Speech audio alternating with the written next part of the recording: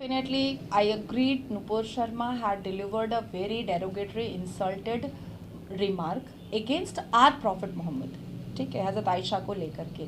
लेकिन क्या आपको ऐसा नहीं लगता है कि मौलाना रब्बानी ने भी यही बात कहा था सोशल मीडिया पर, नहीं बल्कि नेशनल टेलीविज़न पर?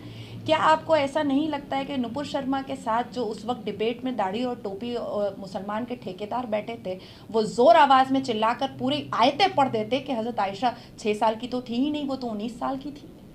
ये उनकी जिम्मेदारी नहीं थी क्या? ये तो उनकी जिम्मेदारी थी। वो चुप क्यों रह गए? वो हलक में ही घूट क्यों पी गए? जिस तरह से नुपुर शर्मा चिल्ला रही थी, उनको भी तो टीवी डिबेट पर चिल्लाना चाहिए। चुप रहने की तो कोई बात ही नहीं थी। क्यों जाकिर नायक ने कहा कि हज़रत लूत अलैहिस्सलाम जो है वो अपनी बेटी के साथ जना किया करते थे? Why only Nupur Sharma? देखिए, हर एक इंसान, forget about caste and creed, जो भी किसी के रिलीजियस सेंटिमेंट को हर्ट करेगा, मेरी नज़र में वो गलत है। मेरी नज़र में उसके ऊपर एक्शन होना चाहिए और लीगल एक्शन होना चाहिए। ये जो मीटिंग मिचिल अविरोध ये करने से प्रॉफिट मोहम्मद के शान में बहुत बड़ा ताज नहीं पहना दिया जाएगा। प्रॉफिट मोहम्मद और हमारा इस्लाम बहुत बड़ा है, उसको हमको बचाने की ज़रूरत नहीं है। हम कौन है? हम लोग तो शायद ये भी नहीं पता है कि जन्नत में जाएंगे भी कि नहीं जाएंगे, 5 वक्त फ़र्ज की नमाज भी हो पाती है कि नहीं हो पाती है। मुझे ऐसा लगता है कि लीगल व्यवस्था करना चाहिए उन तमाम लोगों के लिए जिसने ये फैलाया है कि हज़रत आयशा 6 साल की थी। Ma'am, general secretary Arun Singh ji ने अपने लेटर हेड पर लिख करके प्रेस के सामने कहा कि हम हर धर्म को इज्जत देते हैं, हर धर्म का सम्मान करते हैं। Let me finish 1 minute. हर धर्म का सम्मान करते हैं। और नुपुर शर्मा ने जो भी कहा है ये उनका व्यक्तिगत मामला है, पार्टी ने उनको नहीं कहा ये कहने के लिए, ठीक है। नुपुर शर्मा के पक्ष में जिसने भी कहा आई सपोर्ट नुपुर शर्मा, मैं उसको वैल्यू नहीं देती हूँ। जब भारत के प्रधानमंत्री ने इस बात को कहना भी अपने शान में गुस्ताखी समझी कि नुपुर शर्मा वर्ड भी वो अपने मुंह से निकाले, क्योंकि वो भी अ काइंड ऑफ टीआरपी। एक भारत का प्रधानमंत्री अगर ये कह रहा है कि मैं नुपुर शर्मा ने जो बोला है मैं उसके लिए कंडेम करता हूँ और मुझे मुसलमानों से बहुत मोहब्बत है, तो उसमें टीआरपी बढ़ती नुपुर शर्मा की। तो भारत के प्रधानमंत्री ने नहीं बोला। अब आपने कहा कि मुसलमान अगर बोल देते भगवान राम के लिए, 15 दिन पहले फुरफुरा शरीफ के ताहा सिद्दीकी ने साफ लफ्जों में कहा था कि शिवलिंग को तो बोलो, एखाने थाके ओखाने थाके ओखाने थाके। ये क्या है? देखिए, अपना तो दही कोई भी खट्टा नहीं बोलता है, ठीक है। दूसरी एक चीज़ है कि 9 दिन हमारे भारत के मुसलमान क्या सो रहे थे या वेकेशन पर गए हुए थे? जो गल्फ को गुड मॉर्निंग बोलना पड़ा कि उठो उठो भारत के मुसलमान, जागो जागो, नुपुर शर्मा ने ऐसा डेफोमेटरी और डेरोगेटरी रिमार्क दिया है हम लोगों के प्रॉफिट मोहम्मद के लिए। क्या कर रहे थे भारत के मुसलमान? भाई, हिजाब के लिए तो लड़ने के लिए मैदान पे उतर जाते हैं। औरतों को वो हमेशा पैर का जूती समझते हैं मुसलमान मर्द, कि भाई उनके हिजाब के लिए भी हम ही लड़ेंगे। उनका हिजाब पहनेंगी औरत, लड़ेंगे हम, चप्पल घिसेंगे हम रोड पे। अरे औरत को लड़ने दीजिए ना, ट्रिपल तलाक बंद होगा, मर्द निकल जाएगा। अरे औरत को लड़ने दीजिए ना कि ना हमको तलाक बहुत पसंद है, तलाक होना चाहिए। मर्द बोल रहा है कि तलाक हमको बहुत पसंद है, तलाक होना चाहिए। तो मुझे ऐसा लगता है कि गल्फ कंट्री को इंटरवीन क्यों करना पड़ा? क्या भारत के मुसलमान अंधे गूंगे बहरे हैं? वो क्यों नहीं इंटरवीन किए? क्योंकि भारत में इतने बड़े न्यूज चैनल पर तो उसने बैठकर एक बार नहीं बोला है। किसी ने ये भी नोटिस नहीं किया है, 5 बार बोला है, 5 बार, 5 बार। और छोटी बड़ी जगह अगर मिलाइएगा तो 23 बार। छोटी बड़ी जगह अगर मिलाइएगा तो 23 बार। तो 5 और 23, तब कहां सो रहे थे? तब कहां सो रहे थे भारत के ये सारे मुसलमान?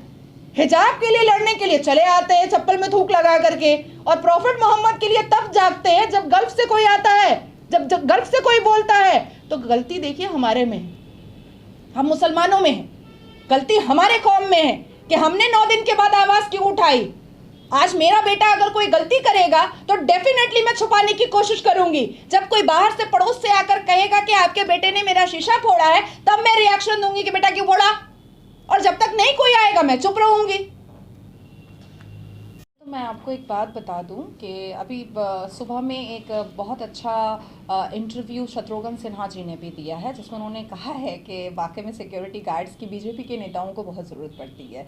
चाहे वो चवन्नी के नेता हों, चाहे वो रुपया के नेता हों, लेकिन उनको सिक्योरिटी गार्ड तो मिल जाता है भाई। 20-22 सिक्योरिटी गार्ड लेकर के ऐसे घूमते हैं जैसे लगता है कि भारत का प्रधानमंत्री वही है।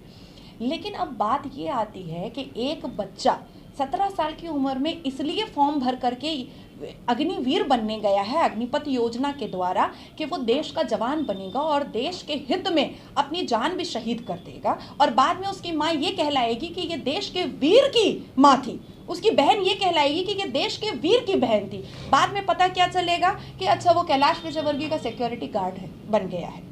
तो माँ का जो नज़र है वहीं पर झुक जाएगा। अब दूसरी बात मैं आपको बताती हूँ कि मैं फिर I really stick with my earlier statement, I really wanted to do. मैं कह रही हूँ कि अग्निपथ योजना बहुत अच्छी है, लेकिन केरला के सीएम ने बहुत खूबसूरत बात कही है कि योजना बहुत अच्छी है, बहुत अट्रैक्टिव है, प्रोजेक्ट बहुत अच्छा है अनएम्प्लॉयमेंट जैसे सिनेरियो पे, लेकिन अगर इस योजना को थोड़ी देर के लिए होल्ड करके स्टैंडिंग कमेटी में भेजा जाए और लिटरेट लोगों से पूछा जाए। देखिए, कैलाश विजयवर्गीय का रेप का किस्सा कोई नहीं भूल सकता है। कैलाश विजयवर्गीय का बात को मैं हाथी घोड़ा भी नहीं समझती हूँ, कुछ नहीं समझती हूँ। तो अगर इस बात को स्टैंडिंग कमेटी में भेज करके अगर उसको सही से लिटरेट लोगों के साथ बैठ करके अगर ल्यूपहोल्स को फिलअप किए जाएंगे तो ये योजना वाकई में बहुत अच्छे से बनकर आएगी। आपने तीसरा सवाल किया कि पहले भी 17 से 21 में ही चुना जाता था।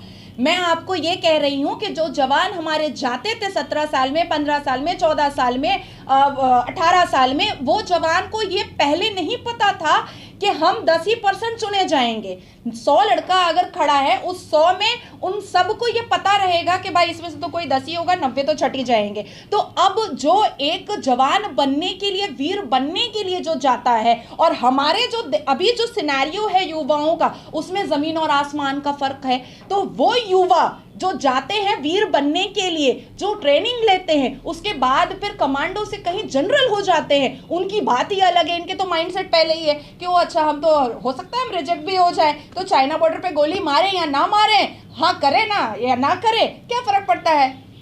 तो इस योजना को बहुत ही पॉजिटिव वाइब्स में ली थी, पर जब मैंने इस योजना को बहुत बारीकी से और बहुत अच्छे तरीके से पढ़ा, तब मुझे ऐसा लगा कि देखिए, गरीब आदमी के लिए, गरीब लड़के के लिए 15 लाख 20 लाख रुपए बहुत बड़ी बात हो जाती है।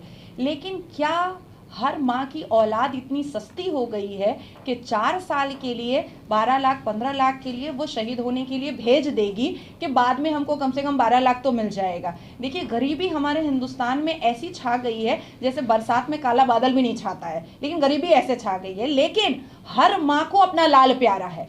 हाँ, बात अगर वाकई में अग्नि हर वीर को वीर बनाने की बात होती तो मैं इतना जानती हूँ कि हमारे हिंदुस्तान की हर माँ अपने बेटे को कुर्बान करने को तैयार होती कि मेरा बेटे के जब तक सांस चल रहा है, मेरा बेटा उस बॉर्डर पर लड़ेगा, मेरा बेटा वहां रहेगा, मेरा बेटा वहां करेगा, आप मुझे दें कुछ या ना दें। पर यहाँ तो पहले ही लालच की बात हो जा रही है। यहाँ तो पहले ये कह दिया जा रहा है कि हम 10% को रिक्रूट करेंगे। यहाँ तो वीरों की जो सेंटिमेंट है उसको हर्ट किया जा रहा है। तो ये चीजें मुझे बहुत बुरी लग रही हैं। एक सवाल लास्ट, देखिए, मैं आपको बहुत अच्छे से एक चीज़ बता देती हूँ कि 56 इंच का सीना रखने वाला इंसान, ठीक है, जब हाथरस की बेटी का रेप हुआ तो विजिट के लिए नहीं गए। हमारे भारतीय जनता पार्टी में गौ माँ की रक्षा करने वाले का जो सबसे प्रथम मुख है, भारत के प्रधानमंत्री, वो सिर्फ अपनी माँ के पास 6 साल में एक बार जाते हैं उनका बर्थडे मनाने के लिए। उनका पैर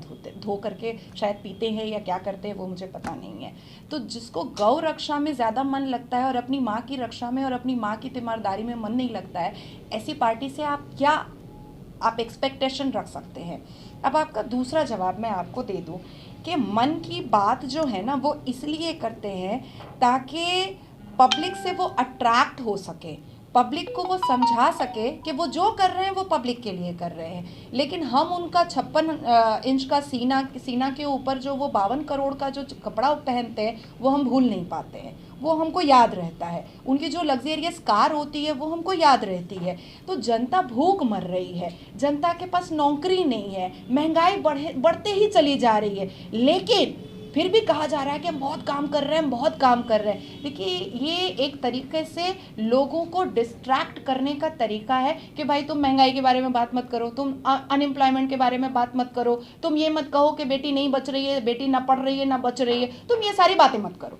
तुम ये देखो कि हम योजना पे योजना क्या ला रहे हैं, चाहे उस योजना का कोई फल निकले या ना निकले, बस हमको योजना लेकर आना है, ये एक बात है। लेकिन मुझे ऐसा लगता है कि भारतीय जनता पार्टी के जो एथिक्स है, जो मेमोरेंडम ऑफ अंडरस्टैंडिंग है, जो रूल एंड रेगुलेशंस है, वो बहुत अच्छे हैं। अगर हमारे भारत के प्रधानमंत्री और गृह मंत्री ये चाह ले कि ये सारे लोगों को शफल करके हम एक नई टीम लेकर आए, तो मुझे ऐसा लगता है कि उसी एथिक्स पर बहुत अच्छा काम हो सकता है। ये मेरी सोच है, this is my perception and definitely कर देता। नहीं, देखता आपको मैं एक बात बता दूं कि देखिए, गल्फ कतर या आबू धाबी इसने बहुत बाद में बोला, जब एक नॉर्मल जो आदमी था जिसका नाम मोहम्मद जुबैर था, उसने अपने ट्वीट अकाउंट में लिखा है कि वो बाहर रहता है। वो कहाँ रहता है अभी साइबर सेल से पता अब तक नहीं चल पाया है, जो वेरिफिकेशन चल रहा है। उसने जब उसको वीडियो को मर्ज करके थोड़ा बहुत फिर से सेमी एडिट करके जब उसने उसको डाला है, तब पता चला है। और इमीडिएट विद इन 24 आवर्स ये अरुण सिंह जी का जो भारतीय जनता पार्टी के नेशनल जनरल सेक्रेटरी, उन्होंने ये प्रेस रिलीज इशू कर दिया था। उसके बाद फिर कतर की बात आई है, उसके बाद फिर आबू धाबी की बात आई है, उसके बाद फिर दुबई की बात आई है, यमन की बात आई है, वो बाद में आई है। मैं एज पर नॉलेज नहीं बोल रही हूँ, मेरे पास डॉक्यूमेंट्स है, आई हैव डॉक्यूमेंट्स।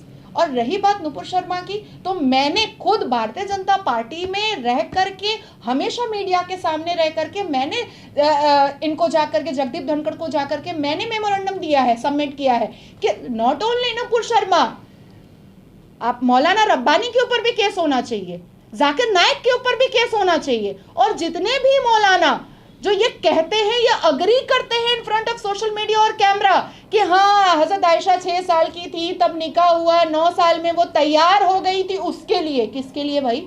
हाँ, उस जमाने में मौलाना रब्बानी का अपना स्टेटमेंट है कि उस जमाने में लड़कियां 9 साल में उसके लिए तैयार हो जाती थी। अरे भाई साहब, मौलाना हो, थोड़ा सा बाहर भी पढ़ लेते। 9 साल की उम्र में तो मेंसुरेशन नहीं होता है, तो उसके लिए तैयार होना तो बहुत दूर की बात है। और हजरत ज़ैद अलैहिस्सलाम कहाँ चले गए भाई साहब? हजरत आयशा 19 साल की थी जब उनका निकाह हुआ प्रॉफिट मोहम्मद से। तो उस सिनेरियो को आपको बताने में मुंह में लड्डू क्यों ले लेते हैं? अगर आप कैमरा में लाइव भी करते हैं या कैमरा में यूट्यूब भी बनाते हैं या किसी को आप बाइट देते हैं और आप दाढ़ी और टोपी पहन करके अगर आप मुसलमान के इस्लाम के ठेकेदार बने हैं, हालांकि कुरान के हिसाब से इस्लाम का कोई ठेकेदार नहीं है। हमारा कुरान 30 पारा ये नहीं कहता है कि हमें कोई फुरफुरा शरीफ का पीर ज़्यादा चाहिए या फ़कीर ज़्यादा चाहिए, ये हम लोग को नहीं चाहिए। हमारे लिए हमारा कुरान काफ़ी है, हमें हदियत भी नहीं चाहिए, हमें इस्लामिक स्कॉलर भी नहीं चाहिए, हमें 30 पारा सिर्फ चाहिए। तो ऐसे मुसलमानों पर क्या ये रिस्पॉन्सिबिलिटी नहीं बनती है कि जब आप अपने नॉलेज को किसी के साथ शेयर करते हैं तो आप एक्यूरेट शेयर करें, और अगर आपके पास नॉलेज नहीं है तो प्लीज़ खामोश रहें, अपने मुंह में लड्डू लेकर बैठे रहें। निकाली गई है जिसमें अग्निपथ में अग्निवीर बनाया जाएगा। अग्निपथ मतलब है आग की राह, आग का रास्ता। अग्निवीर का मतलब होता है आग से बना हुआ जवान। ठीक है, जो प्रोटेस्ट हो रहा है, मैंने उसको नुपुर शर्मा के वक्त में भी कंडेम किया था कि मैं प्रोटेस्ट नहीं पसंद करती हूँ। ट्रेन जला देना, बस जला देना, लोगों का मर्डर कर देना, ये कोई तरीका नहीं है अपनी बात को रखने का। बात को रखने का तरीका होता है जिसमें संविधान ने आपको कई आर्टिकल्स बना के दिए हैं जिसमें आप अपनी बात को कानूनी तरीके से और कानून के दायरे में रख सकते हैं।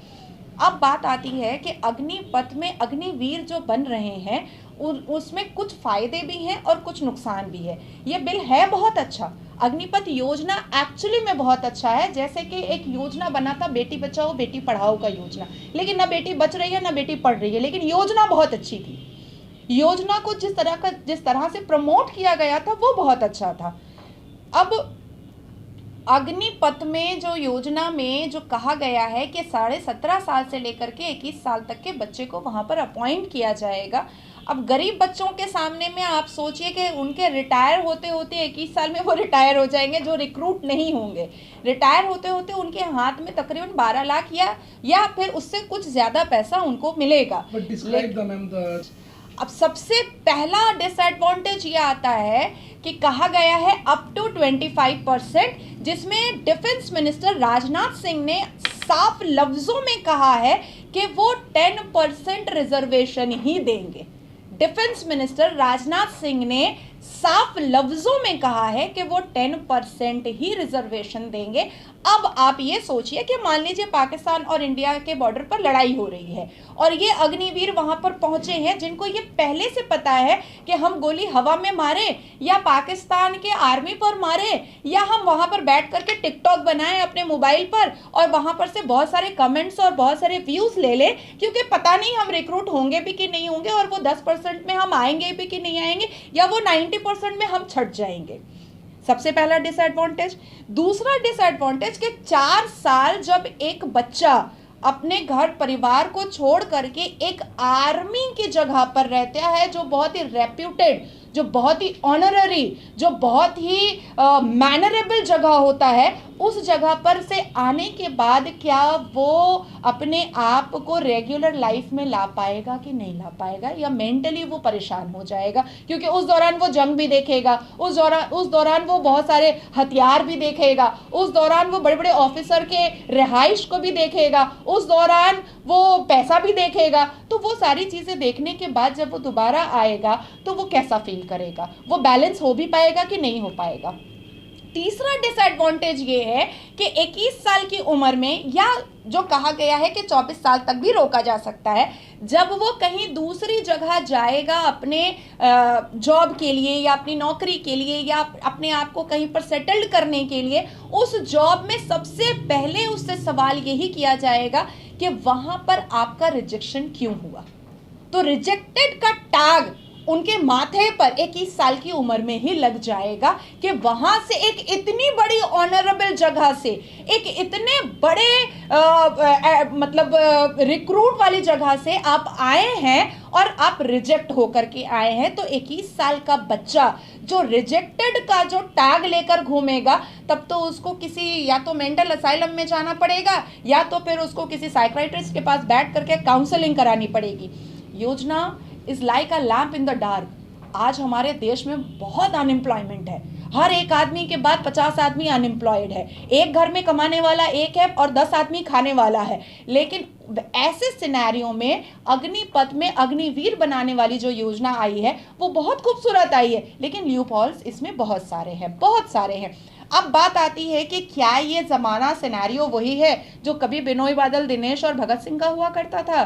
क्या वो ये वही वक्त है कि युवा ये सोचेंगे कि हम इसको जॉब की तरह नहीं देखेंगे, हम इसको देश से मोहब्बत की जगह देखेंगे, हम इसको देश के लिए अपनी जान निछावर करने के लिए देखेंगे? भाई साहब, आज के हमारे जो युवा हैं, कान में बुंदा पहनने वाले युवा हैं, हाथ में ब्रेसलेट पहनने वाले युवा है, रिप जीन्स पहनने वाले युवा है, क्लास 9 और 10 में गर्लफ्रेंड घुमाने वाले युवा है। आज के हमारे जो युवा है, जो लड़कों की बात हो रही है, जिसको अग्निवीर बनाने की बात हो रही है, वो फोन पर टिकटॉक बनाते हैं, वो भी फिल्टर कैमरा को लेकर के। तो ऐसे युवाओं को हम अग्निवीर बनाने की बात कर रहे हैं, जो ये सोचते हैं कि क्लास 9 में अगर मेरे पास गर्लफ्रेंड नहीं है तो हम लूजर हैं। हम ऐसे युवाओं को अग्निवीर बनाने की बात कर रहे हैं। हम किसी भगत सिंह को नहीं ला रहे, हम किसी बिनोई बादल, दिनेश को नहीं ला रहे, हम किसी वीर को नहीं लेकर आ रहे जिसको सिर्फ अग्नि बनाना पड़ेगा। हम एक ऐसे युवाओं को चुनने की कोशिश कर रहे हैं जिनके लिए pub, night club, disco, rip jeans, girlfriend और ये स्नैपचैट पर टिकटॉक, ये बहुत मैटर करता है। तो क्या ऐसे युवाओं पर इतना बड़ा रिस्क लेना सही है कि नहीं है? बहुत सारे सवाल हैं।